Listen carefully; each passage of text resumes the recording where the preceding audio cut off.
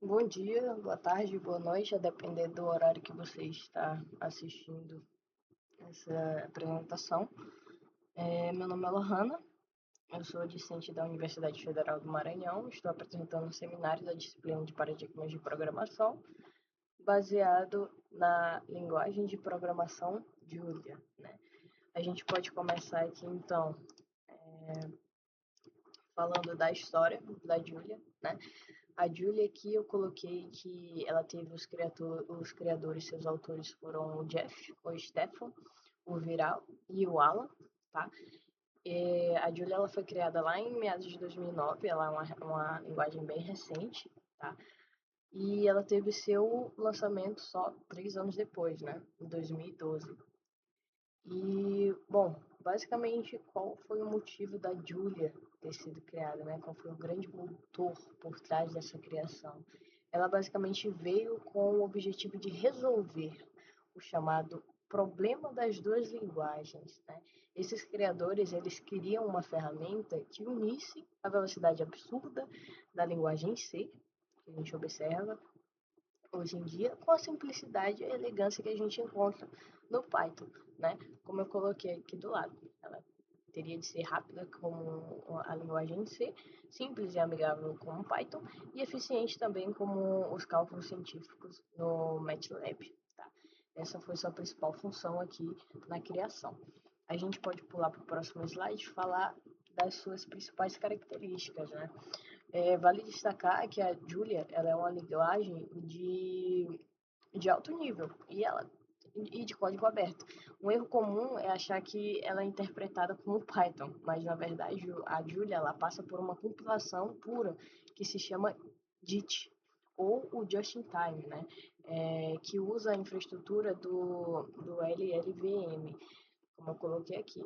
Tem a compilação por Indit, que esse just-in-time ele é traduzido diretamente para esse código de máquina via LLVM, tá?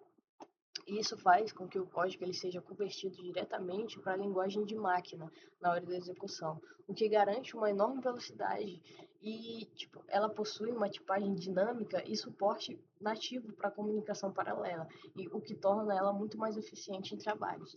Tá? A gente pode passar aqui para o outro slide agora, que é sobre os paradigmas. Aqui eu coloquei que a Julia suporta múltiplos paradigmas, né? Que é o imperativo, o funcional e os múltiplos despachos, tá? É, mas esse é o verdadeiro diferencial na linguagem, né? Que é esse multiple dispatch. A Julia ela não adota orientações a objetos com classes tradicionais. Ela, em vez disso, ela separa funções e os tipos de dados. Ela escolhe a versão ideal de uma função baseada nos tipos de todos os argumentos que ela recebe, o que torna o código bem mais flexível e muito mais veloz, né? Como já foi citado aqui umas 5 vezes. A gente pode falar agora de algumas vantagens e desvantagens da Julia, tá?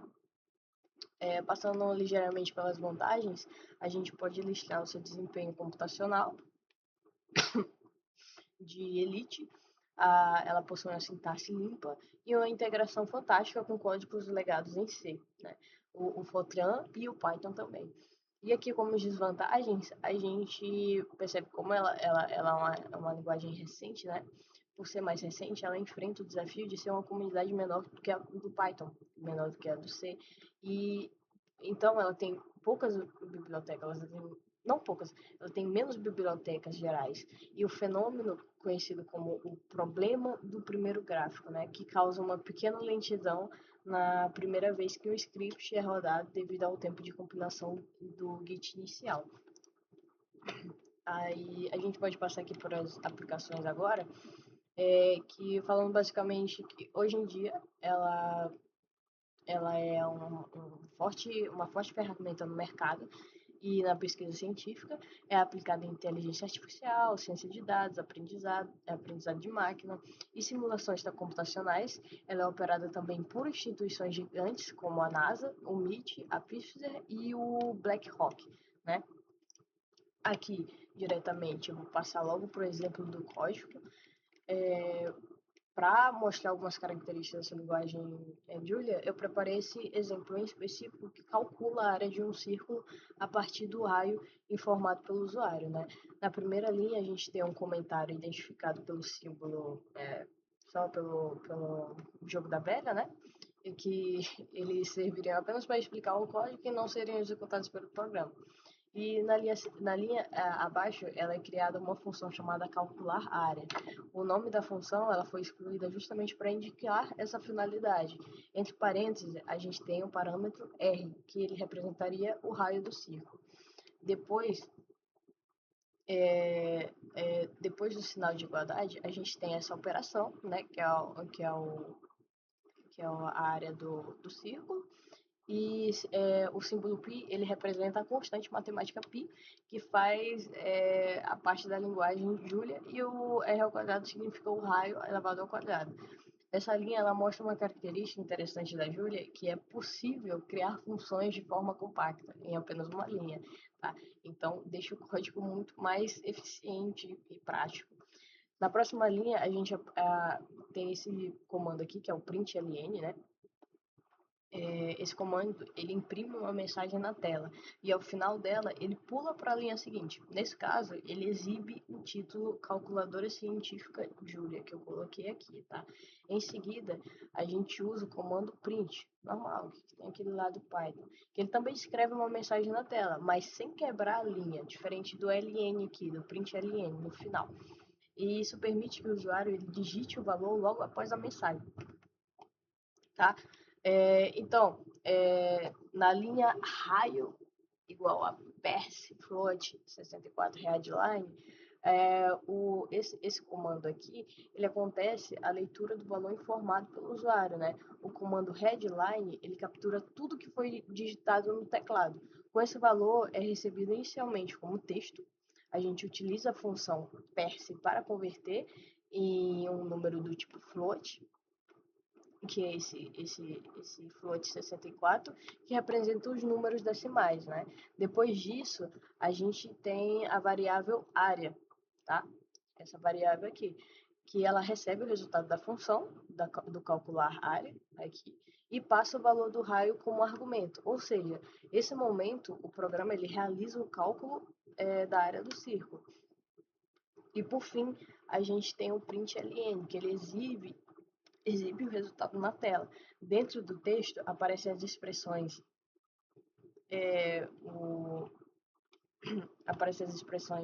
o cifrão raio e cifrão área. Esse símbolo do cifrão, ele basicamente é utilizado pelo Julia para inserir o valor de uma variável diretamente dentro de uma string, né? O recurso conhecido como interpolação de strings. Esse exemplo, ele reúne várias características importantes na linguagem Julia, como a criação de funções de forma simples, o uso da constante matemática π e a leitura de dados pelo teclado. Né? A conversão de tipos de dados e a interpolação de variável em texto também é muito citada. Outro detalhe interessante que a função foi escrita utilizando a sintaxe compacta da Julia. Em muitas linguagens, seria necessário